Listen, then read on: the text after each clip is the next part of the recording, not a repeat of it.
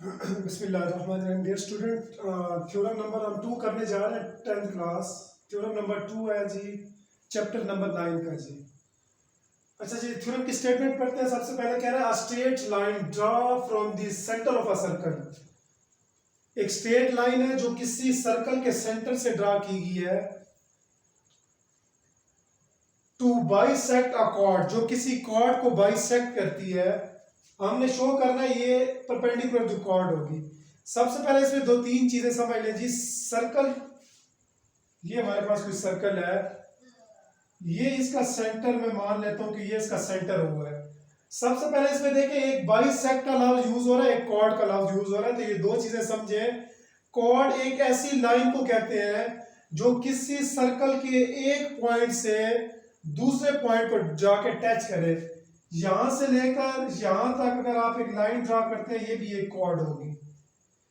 यहां से लेकर यहां तक आप एक सर्कल के कोने से लेकर दूसरे कोने तक एक लाइन ड्रा करें, ये कॉर्ड होगी। आप यहां से लेकर यहां तक ड्रा करें, ये भी एक कॉर्ड होगी। तो कॉर्ड की आपको समझ आई कि एक ऐसी लाइन जो एक सर्कल के एक पॉइंट से दूसरे पॉइंट पे जाके कट करती है, उसे कहते हैं cord.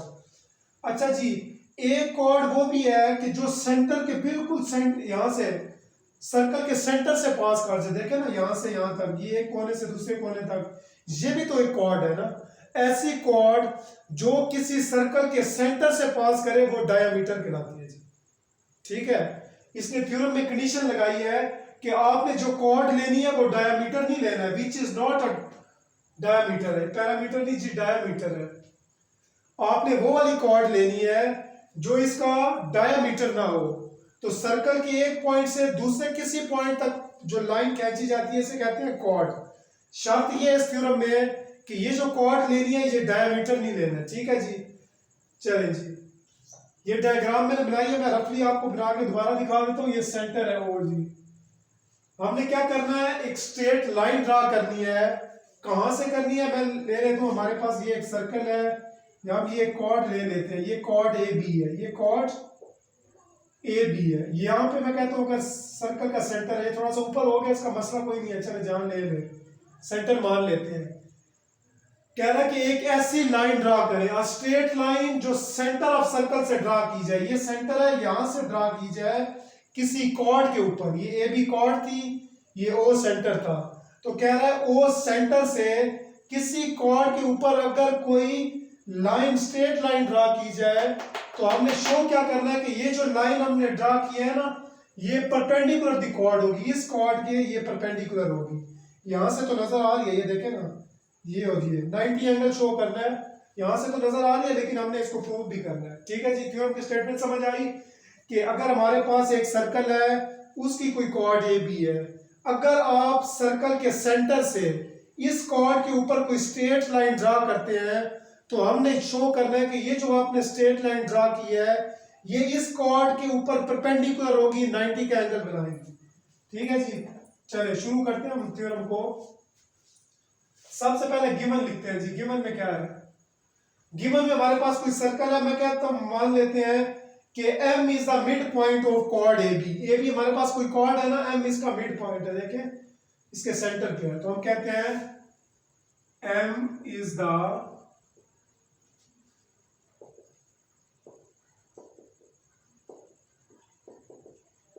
Mid point of chord A B. ये जो हमारे पास कॉर्ड ए बी है, M इसका मिड पॉइंट है जी। M इसका मिड पॉइंट है। और हमने शो क्या करना है, टू प्रूव क्या करना है,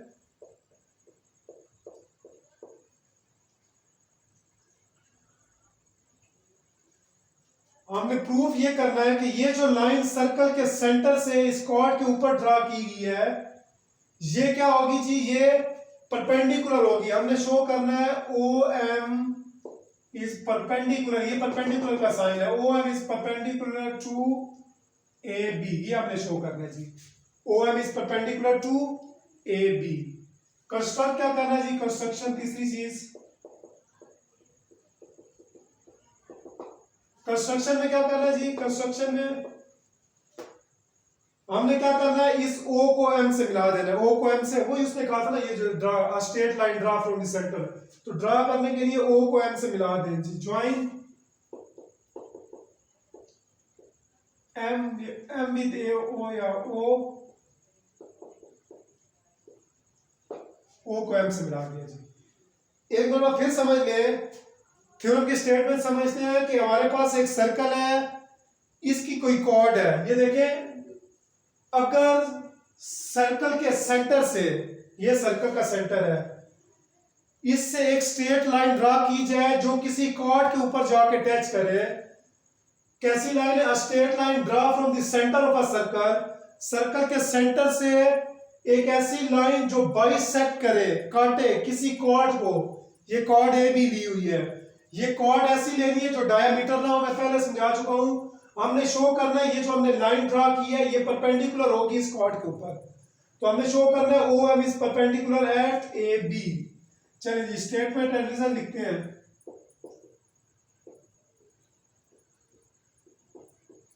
रीजंस। अच्छा, एक बात समझ गए, यहां पे हमारे पास देखिए हमें दो ट्रायंगल्स नजर आ रही हैं।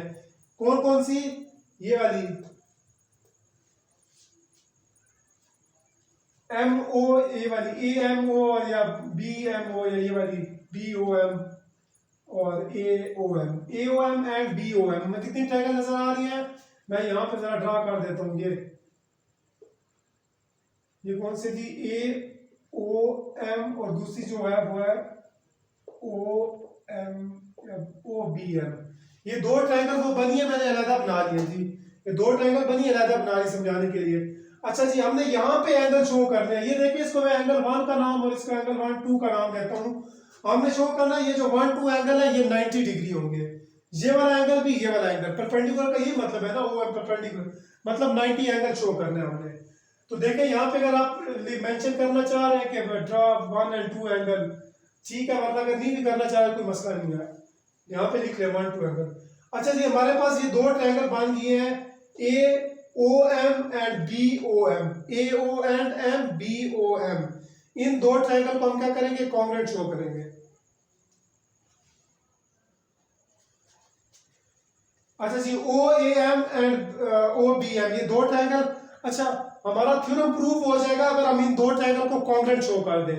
अच्छा, दो ट्रायंगल कॉन्ग्रुएंट कैसे होती है, इसका क्राइटेरिया देख लें थोड़ा जल्दी से। ये 9th क्लास के थ्योरम में पीछे जो लेक्चर है उसमें आप देख लीजिएगा, सारे थ्योरम इसी तरह के हैं। फिर मैं एक दफा रिवाइज करवा देता हूँ। दो ट्रायंगल को अगर कॉन्ग्रुएंट शो करना है तो आप लोगों के पास 3 ऑप्शन है। नंबर 1, आप साइड एंगल साइड पोस्टुलेट कर दें जी। इसका क्या मतलब होता है? अगर ये दो ट्रायंगल आपने कॉन्ग्रुएंट शो करनी है, इसकी कोई सी दो साइड, ये एक साइड, दो साइड, तीन साइड, इसकी भी 3 साइड, इसकी भी 3 साइड, इसकी कोई सी दो साइड, इसकी कोई सी दो साइड के इक्वल कर दे, और इसका कोई एक एंगल इसके कोई एंगल के इक्वल कर दे, तो ये दोनों ट्रायंगल कॉन्ग्रुएंट हो जाएंगी। नंबर 2, या आप ऐसा नहीं कर सकते तो ऐसा कर लें,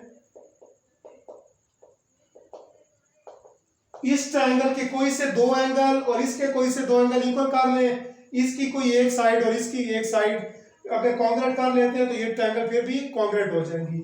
या नंबर 3 पे है जी, तीनों साइड, इसकी तीनों साइड, इसकी तीनों साइड अगर आप इक्वल कर देते हैं फिर भी ये दोनों ट्रायंगल कॉन्ग्रुएंट हो जाएगी। ये थ्योरम हमारा प्रूफ हो जाएगा अगर हम इन दो ट्रायंगल को कॉन्ग्रुएंट शो कर दें। ये कॉन्ग्रुएंट का क्राइटेरिया जी। इन तीनों में से आप जो यहाँ पे सूटेबल है वो हम लोग साबित करेंगे। चलें जी, यहाँ पे देखते हैं जी, दो ट्रायंगल कॉन्ग्रुएंट अगर शो होगी तो हमारा काम हो जाएगा, हमारा थ्योरम प्रूव हो जाएगा। चलें जी, इन triangle O A M correspond to triangle OBM। इन दो ट्रायंगल को हम कॉन्ग्रुएंट शो करने की कोशिश करते हैं। तो सबसे पहले देखें, अच्छा कॉन्ग्रुएंट ट्रायंगल कौन सी होती है? ये तो क्राइटेरिया ना उनका, अगर कोई ट्रायंगल कॉन्ग्रुएंट हो जाए तो उनकी हर करस्पॉन्डिंग साइड बराबर होगी, हर करस्पॉन्डिंग एंगल बराबर होगा। उन तीनों चीजों में से एक चीज भी प्रूव होगी तो ये दोनों ट्रायंगल कॉन्ग्रुएंट हो जाएंगी। जब ट्रायंगल कॉन्ग्रुएंट हो जाए, उनकी हर करस्पॉन्डिंग साइड, करस्पॉन्डिंग का मतलब ये इसका हाइपोटेन्यूज है, इस ट्रायंगल के हाइपोटेन्यूज के इक्वल होगा, इसकी बेस दूसरी ट्रायंगल की बेस के इक्वल होगी, इसका परपेंडिकुलर दूसरे के परपेंडिकुलर के इक्वल होगा, इसका यहाँ पे बनने वाला एंगल इसके यहाँ पे बनने वाले एंगल के बराबर, मतलब हर आमने सामने वाला एंगल और हर आमने सामने वाली साइड इक्वल हो जाती हैं अगर कोई दो ट्रायंगल कॉन्ग्रुएंट हो जाए। चलिए हम इन दो को कॉन्ग्रुएंट शो करेंगे, हमारा थ्योरम प्रूव हो जाएगा। पहली बात देखें जी, ओ ए ओ बी के इक्वल है, O A is congruent to O B. ये देख लें जी, इस ट्रायंगल में ओ ए, इस ट्रायंगल में ओ बी, ये इक्वल है। कैसे है जी, यहाँ पे देखें ओ ए ओ बी के इक्वल है। अभी ये बात समझे, ये पूरा सर्कल है और एक बात आपको पता है, अगर सर्कल के सेंटर से किसी पॉइंट तक, ये अगर सर्कल का सेंटर है ना, आप यहां से किसी कोने तक लाइन ड्रा करते हैं तो उसे बोलते हैं रेडियस। और एक सर्कल के जितने मर्जी रेडियस ड्रा कर दिए जाए वो सारे इक्वल होंगे। तो ये चूंकि ओ ए भी सर्कल का रेडियस है, ओ बी भी सर्कल का रेडियस है, तो सर्कल के रेडियस इक्वल होते हैं। तो इसकी रीजन क्या लिखेंगे जी, रेडियाई ऑफ सर्कल। एक हो तो रेडियस कहते हैं, एक से ज्यादा हो तो रेडियाई कहते हैं। Radii of same circle, radii of, चूंकि ये एक ही सर्कल के रेडियस है तो ये इक्वल होंगे। देखिए इसकी ये वाली साइड इसकी ये वाली साइड इक्वल होगी, एक बात होगी, एक एक साइड इक्वल हो चुकी है। अब दूसरी बात देखें, ए एम, ये वाली साइड ए एम और एम बी या B M, A M B M equal होगा। क्यों इक्वल होगा, ये देखें यहाँ पे हमने कहा था M is the mid point of chord A B. अगर ये ए बी है, ये क्या है जी ए बी, ये इसका मिड पॉइंट है। मिड पॉइंट का मतलब है कि ये बिल्कुल सेंटर पे आएगा, जितनी लेंथ ये होगी इतनी लेंथ ये होगी। इसका मतलब ए से एम तक और एम से बी तक ये भी इक्वल होगी। तो मतलब ए एम वाली साइड और बी एम, इस ट्रायंगल की ए एम इसकी बी एम इक्वल होगी। A M is congruent to B M. इसकी रीजन क्या देनी है जी, गिवन था कि एम इज वो उसका मिड पॉइंट है जी। दो चीजें होगी, दो साइड इक्वल होगी, एक और अगर हम इक्वल कर लें तो हमारा थ्योरम प्रूफ हो जाएगा। अब इसकी साइड देखिए ओ एम वाली, देखिए हम ओ ए इसकी और इसकी ओ बी इक्वल कर चुके हैं, नंबर 1। इसकी ए एम इसकी बी एम इक्वल कर चुके हैं, नंबर 2। अब इसकी देखिए ओ एम वाली साइड और इसकी ओ, देखिए इसके ऊपर बड़ी ट्रायंगल के अंदर देखिए जो पूरी है, तो ओ एम वाली दोनों के अंदर कॉमन साइड है। देखिए ना, अगर ये एक ट्रायंगल बनी हुई है पूरी, ए यहाँ पे बी है यहाँ पे ओ है, तो ये वाली जो है ना ओ एम वाली, ये दोनों के अंदर, इस ट्रायंगल के अंदर और इस ट्रायंगल दोनों के अंदर ये कॉमन साइड है। तो कॉमन साइड जो होगी वो इक्वल होगी दोनों की। तो हम क्या कहेंगे जी, O M is congruent to, कैसे जी, कॉमन, ये दोनों में कॉमन आ रही है। देखिए तीनों साइड्स इक्वल होगी ट्रायंगल की। अभी मैंने दो ट्रायंगल को कॉन्ग्रुएंट शो करने का क्राइटेरिया बताया था, उनमें से एक बात फुलफिल हो रही है। कौन सी जी, इसका मतलब क्या हुआ, triangle O A M is congruent to triangle O B M. तो ये ट्रायंगल कॉन्ग्रुएंट होगी, कैसे होगी, साइड साइड साइड, क्योंकि देखिए पहली ट्रायंगल की तीनों साइडें दूसरी ट्रायंगल की तीनों साइडों के बराबर हो चुकी हैं। जब ऐसा हो जाए तो ये क्राइटेरिया में शामिल थी। अगर इस ट्रायंगल की 3 साइड और इसकी 3 साइड इक्वल हो जाती हैं तो ये दोनों ट्रायंगल कॉन्ग्रुएंट हो जाएंगी। लिहाजा ये तीनों साइड, इसकी ये वाली साइड ओ ए ओ बी के बराबर थी, ए एम बी एम के बराबर थी, ओ एम ओ एम के, 3 बराबर होगी तो दोनों ट्रायंगल कॉन्ग्रुएंट होगी। ये रीजन है। अच्छा जी, हमारा थ्योरम ये नहीं था कि कॉन्ग्रुएंट प्रूव करें, हमने परपेंडिकुलर टू द कॉर्ड, हमने यहाँ पे ये जो एम के ऊपर ये एंगल है ना 1 2, हमने ये एंगल 90 डिग्री शो करना है। क्या करना है जी, 90 डिग्री। अभी मैंने आपको एक बात बताई है, जब दो ट्रायंगल कॉन्ग्रुएंट हो जाए उनकी करस्पॉन्डिंग साइड्स बराबर होंगी, उनके करस्पॉन्डिंग एंगल बराबर होंगे। तो करस्पॉन्डिंग मतलब हमने एम के ऊपर इस तरफ और इस तरफ एंगल शो करना है, तो इसका मतलब क्या होगा, मेजरमेंट ऑफ एंगल 1, ऐसे लिख लेता हूं मैं, measurement of angle 1 is equal to measurement of angle 2। क्यों जी, ऐसे क्यों होगा, क्योंकि ये करस्पॉन्डिंग एंगल है। ये क्या चीज है जी, corresponding angle, angle of congruent triangle of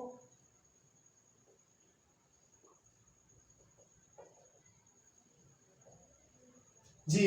ये देखें ये वाला है, ये 1 2 का इनके एंगल को नाम दिया हुआ है। क्यों जी, ये देखें इसके सामने ये वाला एंगल है, इसके सामने ये है, और एम पे बनने वाले ये दोनों करस्पॉन्डिंग है। चूंकि ये ट्रायंगल और ये ट्रायंगल कॉन्ग्रुएंट हो चुकी है, तो इसके एंगल का एम पे बनने वाला और इसका एम पे बनने वाला इक्वल होंगे, क्योंकि कॉन्ग्रुएंट ट्रायंगल की डेफिनेशन यही है कि हर करस्पॉन्डिंग साइड बराबर होंगी, हर करस्पॉन्डिंग एंगल। हम ये तो शो कर चुके हैं कि वन एंगल और टू एंगल इक्वल है, लेकिन अभी भी 90 शो नहीं हुआ, अभी भी 90 शो नहीं हुआ। आप एक बात और समझे मजीद, अगर मैं ये पूरे ये एंगल ले लूं, ये पूरी एक ही ट्रायंगल ले लूं, सेंटर वाली लाइन को भी मैं ये आप ए एंड बी का एंगल निकाल सकते हैं इस पूरी लाइन का। ये जो लाइन है ए एम बी, मैं आपसे पूछूं इसका, इस पूरी लाइन का क्या एंगल है? ये बात तो आपको समझ आए कि इस पूरी लाइन के ऊपर दो एंगल बन रहे हैं, एक यहां पे बन रहा है और एक यहां पे, ये तो ऊपर बन, लेकिन इस पूरी ए बी लाइन का एंगल क्या होगा, ये बात समझनी है आपने। पूरी लाइन ए बी का एंगल, ये देखें आप, ये कोऑर्डिनेट एक्सिस पढ़ते हैं, यहाँ 0 एंगल, यहाँ 90 एंगल, यहाँ 180 एंगल, यहाँ 270 एंगल होता है। तो ये पूरी लाइन का ये जो एंगल होता है ना, इसे क्या 180 का एंगल होता है। एक ऐसी लाइन का एंगल कितना होता है जी 180। तो इसका मतलब क्या हुआ, इसका मतलब ये हुआ कि measurement of angle A M B कितना होगा जी 180 डिग्री। ये बात मानते हैं, क्योंकि सप्लीमेंट्री एंगल है। ये कौन सा जी सप्लीमेंट्री एंगल है।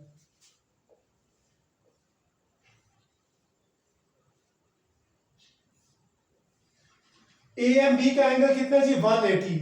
अब देखिए ए एम बी के ऊपर दो एंगल बन रहे हैं 1 एंड 2, और ये 1 एंड 2 है भी इक्वल 1 एंड 2। इसका मतलब क्या हुआ कि मेजरमेंट ऑफ, ये देखें ना, इस पूरे का सम 180 है, और ए एम बी पे कितने बन रहे हैं, एक ये और एक ये, दो बन रहे हैं, टोटल 180 है, और ये दो है, तो मतलब 90 प्लस 90 180 बनेगा ना। आप ये क्वेश्चन पैदा होगा, आप कहेंगे कि सर 100 प्लस 80 भी तो 180 होगा ना।